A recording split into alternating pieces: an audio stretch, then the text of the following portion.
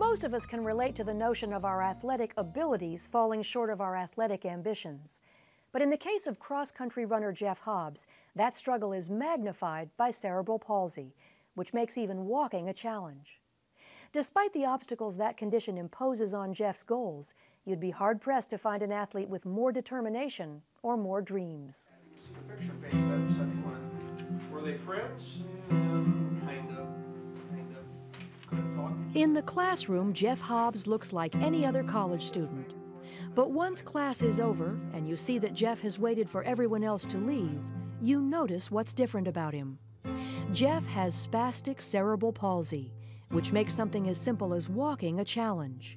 Yet, believe it or not, Jeff is a runner on the cross-country team at the Franciscan University in Clinton, Iowa. Cross-country really takes its toll. All the uphills and really all the downhills, because with me not having a lot of balance, it's like once I get going downhill, man, you know, there was a couple times where I wiped out, but you know what, I got right back up and finished, and I'll be honest with you, sometimes it looks like I went through war because I'm bleeding and I have dirt all over me, but you know what, I got back up and finished the race. It's estimated that in the United States there are over 750,000 people who have cerebral palsy. 80% of those people, like Jeff, have spastic cerebral palsy. It's caused by a brain injury that makes it impossible to relax certain muscles, and movements are usually jerky and seem uncoordinated. According to Jeff's mother, Sherry, Jeff's cerebral palsy was a result of a complicated birth and the fact that he was 3 months premature. He was so premature that his skin was as thin as a Kleenex, and Jeff was born normal delivery. He wasn't a section, and so when he was born, because his skin was so thin, he was all cut on his chest. His head was black and blue from his neck up, and he was a very sick little guy. But I really don't know when the damage happened, and it really doesn't matter. Once we found out, we just dealt with it. Dealing with it meant surgeries to loosen and relocate muscles, body braces, and years of physical therapy. You know, I'd be lying if I didn't say it was frustrating at times, but hey, that's life, you know, people have to deal with stuff, and that's what I have to deal with. But it wasn't fun, like when I would see my friends being able to ride a bike or things of that nature, and you know, you're not jealous, you're envious though, because you want to be doing the same things they are. All Jeff ever wanted was a chance to do the same things that his friends were doing. He played Little League until he was told it would be too much of a risk to let him continue. Because he wanted to be part of the team, he managed baseball teams all through junior high school. But once he entered high school, he tried out for the freshman football team. No one had ever been cut from the team, but after participating in the summer conditioning camp, Jeff was told he could not receive his helmet without a doctor's note. He has to have a slip from the doctor to wear a protective, you know, piece of equipment. It was just an excuse. They didn't want him on the team. It was devastating. I can't put into words, and really, unless you're in my shoes, you really don't know how it feels. I really can't put into words like how devastated I was. It was devastating, you know, but I use it as motivation, and it still motivates me to this day.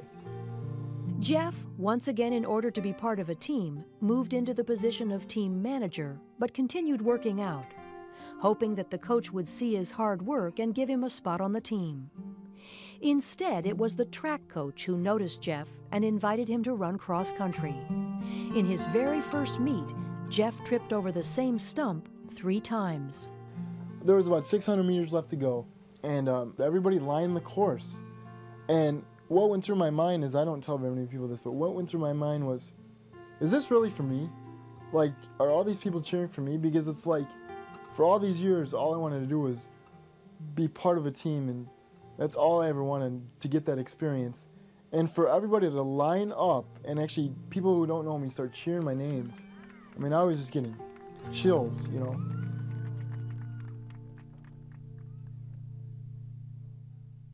In college, Jeff became a member of the cross-country team at the Franciscan University. Every day, he starts his workout by stretching muscles that don't want to relax. He then climbs the stairs in the gym to the track so that he can run his laps. For Coach Dan French, it's Jeff's work ethic that makes him such a valuable asset to the team. He represents everything that's great about our sport. And the kids who run recognize the significance of what he does. And they really applaud him, both literally and figuratively. I can't even begin to tell you, every meet, every race that he's in, he is just totally well received by the kids, the spectators, and other coaches who acknowledge the intensity that he brings to competition. And he embodies that to us, especially here on this campus. Perfect. Come on, guys. Not surprisingly, Jeff has set a number of goals for himself once he graduates from college.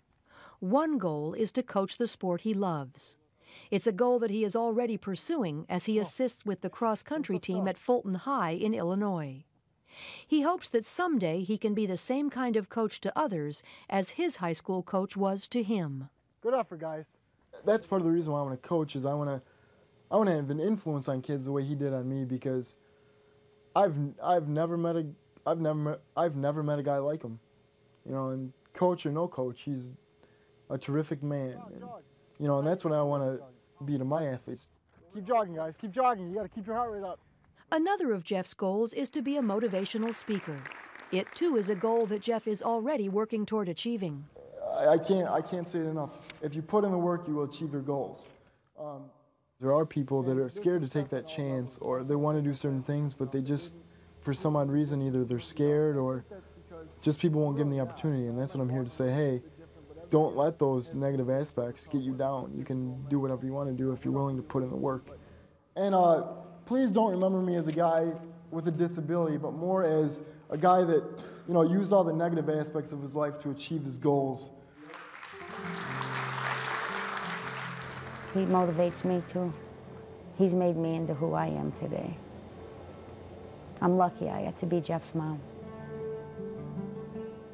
After Jeff graduates, there are plans to rename the annual cross-country event at the Franciscan University to the Jeff Hobbs Cross Country Challenge. It's a tribute to the impact Jeff has had on the lives of those who know him, and to his never say never attitude.